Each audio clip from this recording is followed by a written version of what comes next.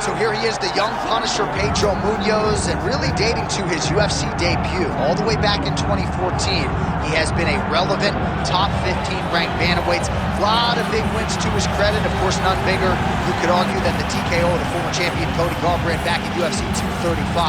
But Pedro Munhoz is a problem, and oftentimes his leg kicks will change the narrative of the fight right out of the chute. Tremendous power in both hands, tremendous Brazilian Jiu-Jitsu black belt he can lean on as well. But if you have watched Pedro Munhoz's career, you know this man likes to strike.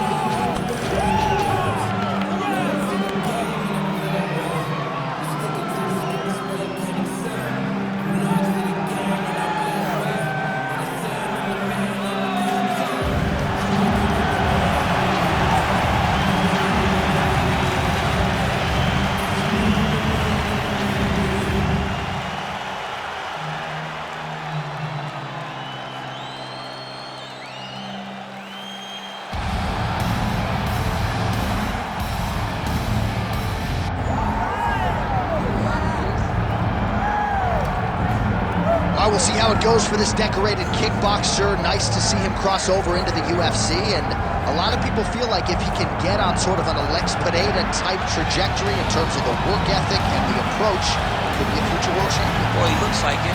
He seems to have all the skills, and he says the right thing. We were talking to him the other day. He spoke about all the time they're spending in the gym working on the wrestling, because he knows that the kickboxing is embedded in him. He has done it so long, he can do it on cruise control. Wrestling has improved, and he said because his wrestling's improved, guys are going to have to stand with him. When they have to stand, he said the lights will be shut off. Yeah. I cannot wait to see him. Dude's got power everywhere, and that's why a lot of these fans have traveled far and wide to see him compete live here tonight. All right, ready to go here at the Big A, the Honda Center in Anaheim. The Duck Pond, both fighters have entered the octagon. Could be one of the more important fights of this or any calendar year. And now our tale of the tape for this bantamweight fight. To get us started, here is Bruce Buffer. Ladies and gentlemen, this is the main event of the evening.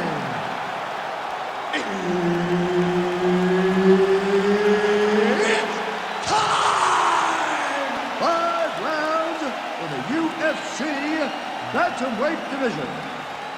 Introducing first, fighting out of the blue corner, Pedro, the young Punisher, Munhoz.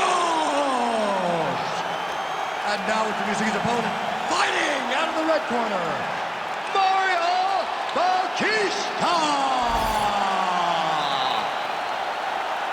And there's Herb Dean. He will handle the action inside the octagon. All right, here's the bona fide bantamweight contender, Pedro Munhoz, finding himself in another big spot here tonight. This man has produced 7 bonuses. He has fought 5 current or former undisputed UFC champions, and he likes to strike. But this man is as credentialed a jiu-jitsu player as we have in this division. North of 800 jiu-jitsu matchups in his career, but more often than not in mixed martial arts, he has chosen to fight as a striker.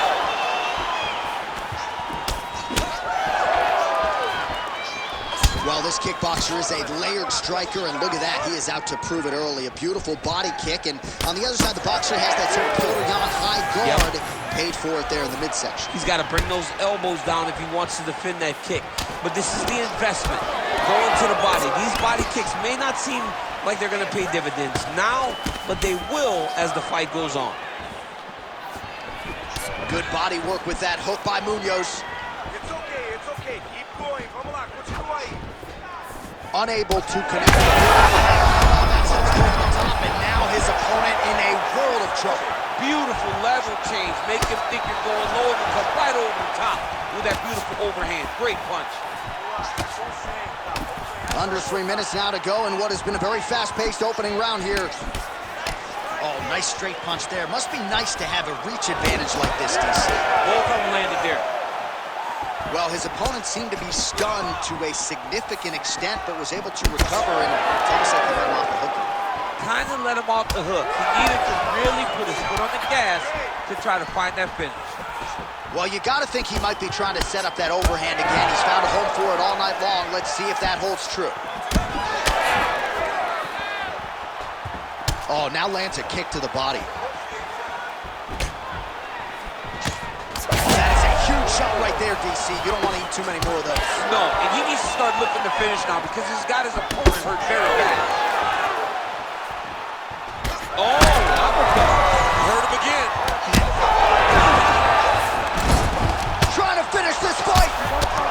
Back to the feet. And a knee. That landed clean. Oh, he better start moving. He can't take too many of those uppercuts. Munhoz is bleeding from the mouth, Daniel. Looks as though there's a cut on his lip. Thankfully, he's a lot tougher than I am. 45 seconds to go here in round one. Oh, landed that kick to the leg. So we cross the... Oh! Both tough, both durable, both unwilling to take a step backward. What a phenomenal fight. Lands a nice one, too. Final seconds of round one. Oh, that's a nice combination, and not just a two-piece either. Round two next. All right, there's the horn indicating the end of the round. So the fighter now with a cut on his lip. That is something he's going to have to deal with. You see the cut man not wasting any time getting in there. We'll see if he can shut that thing and prevent it from being a factor for him moving forward. All right, let's now take a look back at some of the highlights from that previous round. We'll see if we can isolate the exact strike that caused that cut to his lip. He landed a beautiful shot that cut him on the lip. Now, listen, guys. As long as it ain't like Jairzinho rolls and striking out the over, you're fine. Cuts on the lip are okay unless your lip is hanging off like we have seen sometimes. That is not that, but he's got to protect it. I got Robbie Lawler on line one, by the way. Oh, yeah, I remember Robbie. Lip cuts. Oh, my God, I was thinking about that. I couldn't remember who it was. All right, next round is upon us. Let's see how it plays out. Straight right hand, no good. Munhoz gets caught by that straight punch. Can't take too many more of those. Just out of range with that strike.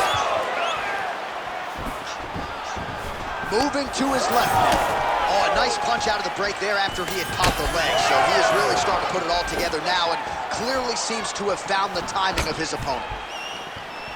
All right, so he lands again just like we saw in the last round, realizing a lot of success with his Muay Thai games. You know, why change it? It's working, and it's working from the very start of the fight. The moment this fight started, you saw the advantage that we predicted was there.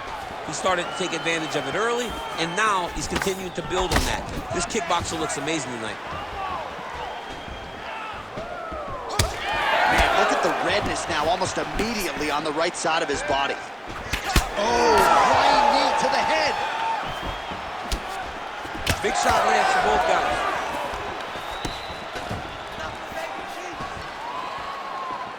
Nice shot lands downstairs. Well, confidence is high. I repeat, confidence is high. And I got to think when you knock a fighter down in the previous... on that punch right there, his opponent's compromised, DC. It's one thing to land a hard shot. It's another thing completely to land a perfect shot. And that was a perfect shot. This could do it. Dean steps in. Oh, my goodness. What a fight. Make the bad man stop. A nice stoppage win for him here tonight. And the other side just couldn't handle the incoming assault. A flurry of punches, most of them upstairs. And when those big shots land repeatedly, the referee has no choice but to step in and call the fight.